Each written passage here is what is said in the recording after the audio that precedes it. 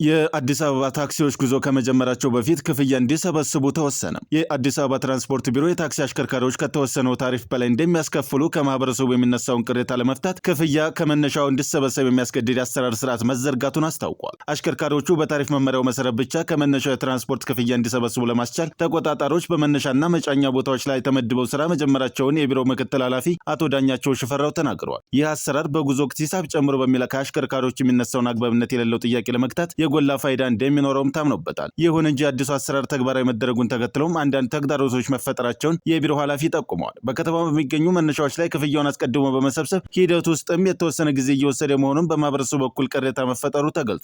በተመሳሳይ አንዳንድ አሽከርካሪዎች መንገድ ከጀመሩ በኋላ ታሪፍ የመጨመር አዝማሚያዎችን እያሳዩ መሆናቸውን ቢሮ አስታውቋል። ይህንን ችግርን በዘላቂነት ለመቅረፍ ማህበረሰቡ የጉዳዩን ፋይዳ በመገንዘብ ተገቢውን ትብብር እንዲያደርግና ህገወጥ አሽከርካሪዎችን በተመለከተም ጥቆማዎችን በመስጠት የዜግነት ኃላፊነቱን እንዲወጣ አቶ ዳኛቸው አሳስበዋል። በሌላ በኩልም ከዚህ ቀደም ያለረዳት በሚጭኑ አሽከርካሪዎች ላይ እርምጃ እንደሚወሰድ ሲገለጽ መቆየቱ የሚታወስ ቢሆንም ቢሮው በአሁኑ ወቅትም ትኩረቱን አዲሱ የአሰራር ስርዓት ላይ ማድረጉን አመላክቷል። ይሁን እንጂ የረዳት አጠቃቀምን በተመለከተ ግልጽና ወጥ የሆነ አሰራር ስርዓት እንደሚያስፈልግም አቶ ዳኛቸው ገልጸዋል። ለፈጣን ወቅታዊ እንዲሁም አዳዲስ መረጃ አፋፍ ወቅታዊን ፎሎ በማድረግ ይከታተሉ።